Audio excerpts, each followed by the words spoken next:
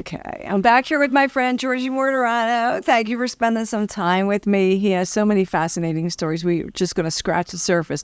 But what connects us is the Saloon restaurant, which everyone knows was the inspiration for my book, Lying Down with Dogs. But Georgie was there way before I was there. I knew of him when I worked there. He was away.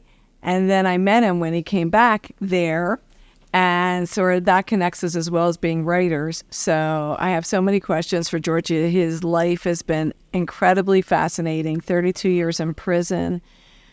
And somehow he maintained his sense of humor and his constitution and came out. Now he's a movie maker and he's doing all these creative things. So we were talking about, when we last spoke, about the characters that we talk pre-saloon. Yes. I like to talk post-saloon. Post-saloon, right. I remember, there were just characters in the neighborhood, right? Besides the characters that came in there as customers. But there was this one guy from the neighborhood. You probably know him. I don't even think he's alive anymore. I think his name was Eggy. Oh, Eggy. Oh, my God. Right. I tell you stories about Eggy. So growing up in South Philadelphia, before there was the Pennsylvania lottery or any state lottery, there were number writers that took the numbers, and everybody played the numbers. It was just like a real job. Like my grandmother would send me to the guy with like 35 cents to play the numbers, and he had the key to her house so we could call in the bets from her phone.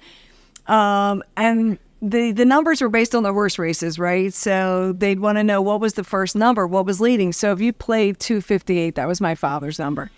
They'd say the twos are leading. You had a shot. Well, Eggy, this is years later now, there's the Pennsylvania lottery and very few number writers anymore.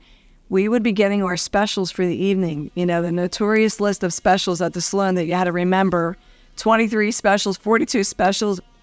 And he would come in and he'd say, fours are leading while we were getting everybody be like, okay, go on with the thing. He was a character. Richie's the owner of the saloon, ladies and gentlemen. Incidentally, saloon will be there 57 years this November of 2024. Anyway, Richie opened him a barbershop before you started across the street, and he didn't know how to cut hair so good. So Richie went and bought him a big box of baseball hats.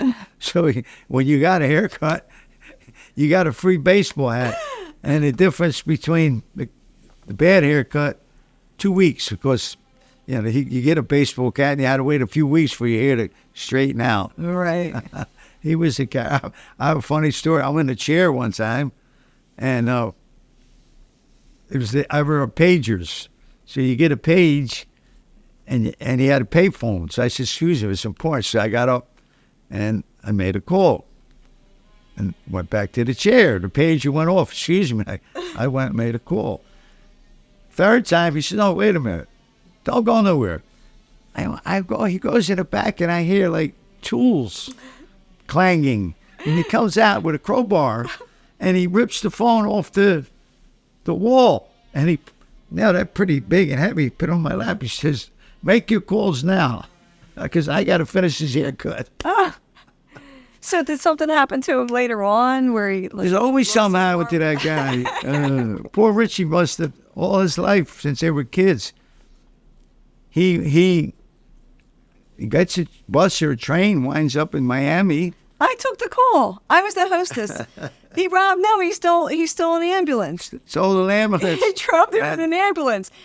And when they wanted Richie, because he gave Richie as his contact information, and they called, and I take the call. I was the hostess. And when Richie said to him, Eggy, why'd you steal an ambulance? He said, in case I got sick all the way there.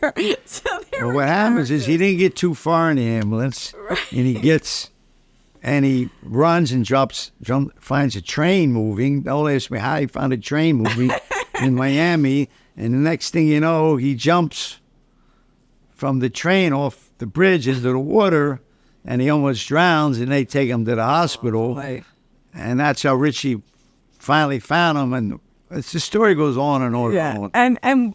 But Richie was at the heart of it, right, with all these stories. So everybody that came in there became part of the family, the extended family, the big dysfunctional extended family, Well, when I get out of jail, and I finally I never forget, I flew in. It was a winter's day in February, and I was so excited. Saloon was open for lunch then. And so I was so excited to walk into the saloon. So I walk into the saloon. I haven't been in the saloon in close to 32 years. It didn't change. No. Not And one, your copper pot. ladies and gentlemen, not one thing was moved. My copper pot that I had put there in 67. How's that for continuity? So, wow, I'm just like, nothing changed. So wait a minute. So after I spend time with it, I got to go up the street around the corner to see my mother. So I walk in the house. Guess what? Nothing changed. At the 32 foot, nothing changed. It was like, it was so weird. The saloon, everything was exactly how I left. And when I came from my home, it was exactly how I left. Well, was that a good feeling or a weird feeling? It was weird. You think, something was changed, Right, right. What did you eat? Do you remember what you had when you went there? We say from downtown, what'd you eat? When when we were kids, you say, "Did you eat?" And he said, "Nah, Jew." I forget. I didn't eat lunch. I think I just had Richard pour me some champagne or something. I think I took my mother back there for dinner. Okay. No. Because some of the menu items haven't changed. So I was there from 87. No, I'm sorry. Yes, 87 to 98 when I finally got a vice president's title at my day job. And it was becoming weird because I'd be like in a corporate setting during the day shaking hands. And then that evening, maybe waiting on some of the same people that I did business with during the day. I finally left. But I could go there now, and when they're giving me the specials, the wait staff, like the Italiano, I could tell them what's on it. And some of the things never, still there. They're classics, and they're still excellent. Lobster Fra Diavolo, the porterhouse steak, Fiorentine.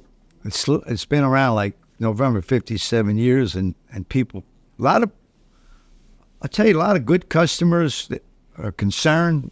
They really, and they're sincere about their concernment. Where is his son going to be around? Yeah. They're really worried that it's. I said, listen, no matter what, the saloon will be here. They're really concerned. I'm talking about all walks of professional people. Right. They're very concerned. Yeah, Well, I see. spot. You know what I see now? A lot of young people now, which I like. A lot of young girls come there, 4, 5, 6 at a time. It's a good, safe place. They park.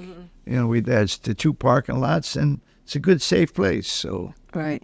My friend, Dr. Frank Mazzata, and I had dinner a couple weeks ago, or last month there with his sister, and Frank was my busboy. And before he moved his practice, he was my family doctor. So I used to say, oh, yeah, he was my busboy at the saloon. So it was so funny. I was driving down, and he said, I'm on Leonard Toast's table. And I knew exactly where that was because Leonard Toast, who formerly owned the Eagles, was a fixture there when I worked there. Well, that was pre-saloon, as far as my incarceration. When I say the word pre, ladies and gentlemen, but he owned the Eagles. He did a lot of press conferences outside the saloon, inside the saloon. He was a good guy. At pre-saloon, I used to have a video store on the corner, and he had a Rolls Royce. He used to send his driver in there all the time. Back then, even though your store had an awful lot of videos, the 8-track, they only got 10 or 12 new ones a month back in those days. And he used to send his driver in and buy all the new ones. And regardless of what they were, he said, "I need new ones, buy them." So, and the neighborhood, like I said, the neighborhood's such a neighborhood. Right now, it's very high-end neighborhood. It's beautiful. It was called Dog Patch when growing up. That was the nickname. Well, I only know Dog Patch. Now it's Bella Vista. Bella Vista, and now it's beautiful. You can't touch property. Nickname was Dog Patch. Why? It was just a rough neighborhood. It was called Dog Patch. Yeah. And, we had stables there. Yeah. My dad used to talk about that. It was just an unbelievable neighborhood. As a kid, I was always a hustler. I always try to make it. Your parents didn't. You come Friday and Saturday, you didn't get $1, $2 from your parents. That was unheard of. Right. You had to make your own. They fed you. Right. They clothed you. But you wanted money, you had to go make it. So I was working. I started really hustling 9, 10 years old. When did you go out to Vegas? How old were you? Before prison? Well, when I went to Vegas, was 19. I just got kicked out of the whole city of Baltimore. That's a story in itself. We owned a lot of strip clubs down there. Anyway, I got kicked out. So Angelo Bruno was my godfather. Says, I got kicked out of Temple. I had a four-year scholarship. I could have been a lawyer because I know federal law. And they shipped me to Baltimore. There's always time. And I was down there a while, and I got kicked out of there. Moved, and they moved me to Vegas because Atlantic City was proposed for gambling in 1970. So they said, you're going to go out there, and you're going to learn the gambling business. So they sent me in there, and there was the Fremont, I'll never forget, the Fremont School of Gambling. Yeah, so they take me down there, and they enrolled me. Back then, when the mob controlled Vegas, it was an unbelievable town. And our casino, Philly Mob, was Stardust and Aladdin. And every mob that was connected to a casino had what you call juice guy. It was the juice man. The juice man was legitimate people. When they wanted a marker or they wanted to borrow money, you went in the office and you filled out papers. But with the mob control, you had knockaround guys, street guys, gangsters. They used to go to the juice man and say, I need $25,000, I need $50,000. So that was his job. And he takes me down, Mike, his name was Mike Sarge, a great guy. He takes me down to the Fremont and rolls me, right? But they didn't know. When I left Baltimore, I bought a brand new Firebird, and I had $250,000 in the truck. I was skimming pretty good down there. So they didn't know. So they rolled me on a Monday. Tuesday, I came back. I had $5,000 in my pocket. I went to the principal's office. I said, yeah, Mike be present. So I never went. I was 19 So you didn't learn anything. Now, you know what I'm going to ask you, but I wonder if you can make it PG for this podcast. I want you to tell the Buddy Hackett story that you told me, because it's hilarious. But, try and make it the PG version. I got So the F word. When you lived in Vegas back in those days, it's not as vast as it is now. I live in Vegas now. Yeah, where are you? Back and forth. I'm in Summerlin area. I know where that is. And so when you meet someone, he or she, I say to you, you say to me, Georgie, where do you live? I say off of Sahara. And I say, where do you live? And you might say off of MGM. It's off of. You never. Not like nobody South gave Philly, their addresses. 9th and Rentner. Nobody gave their addresses. It was off of. For 10th and Task. Where you live? I live off of Caesars. That was the slang back then. I lived off of Sahara, which was a block away, and I used to know how to get into the pool area. I was a runner, and after my run, I meet this. She was older than me, beautiful brunette, and Sahara now was taken down and built up. It's high rise back then, but back then the whole complex, which was a vast complex, was only 2 stories, and within there was 2 stories. They had bungalows spread out for the rich and famous, and her bungalow was near the pool, and we became friends. And one night, I was still a little too late. And the door opens up, and she started yelling, my boyfriend. Oh, my God, hurry up. So I just grabbed my clothes, and she already had opened the window. But it's a bungalow, and it's on right there. The grass is right there. So I jump out the window, I hear, bang! Shot at me, because right near my head, the what do you call it? The window frame, the wood chipped off, and I said, oh my God. But he only shot once, and I was a runner back then, so I ran home fast, and I had an apartment off of Mike.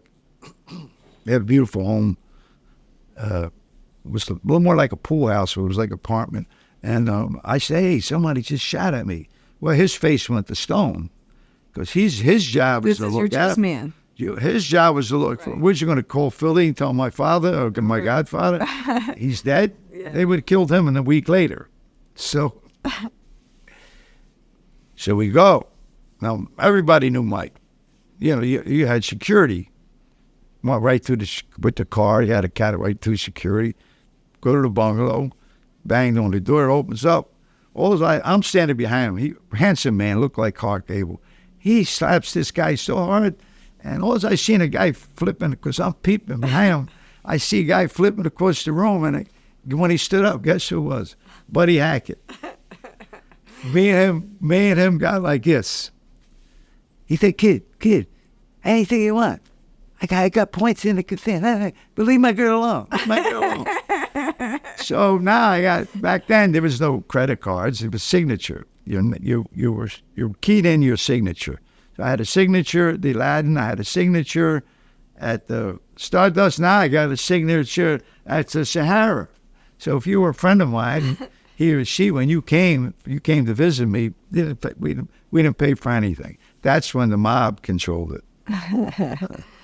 That story cracked me up. I guess he wouldn't have been your friend otherwise. Huh? He wouldn't have been your friend otherwise. Yeah, we got tight. But I shook his hand, and once I shake your hand, I won't break my word. I didn't go back. I used to say hello to her.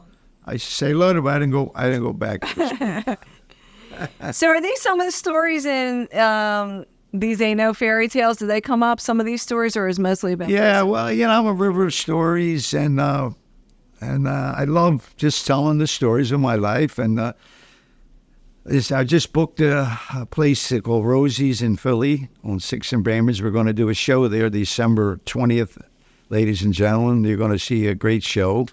And hopefully if it does well, I'm going to move it around the country. And my end performances hopefully will be in London, because the film crew I shot with Netflix doesn't do anything, put up the money. They hire film crews, and I worked with this film crew called Raw from London, and they said, if you bring your type of show to London, there'll be lines around the block. I said, why? Because we love American mob stories. Who doesn't love mob stories? They're exciting, they're thrilling, they're unbelievable. As the guy next door is also, hitman or whatever. They're great stories. Great stories, but if you're a man's man, like I tell them, and I have a friend that tells them, Joey Molina, we tell the real story. I just don't like these guys chose that life, and then they are informants. A lot of informants, and I got nothing for them.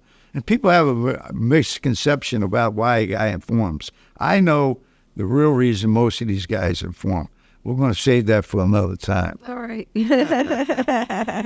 Well, I really appreciate you, George. George Martorano, filmmaker, author, and my friend. And I appreciate you coming to talk to me. I love your stories.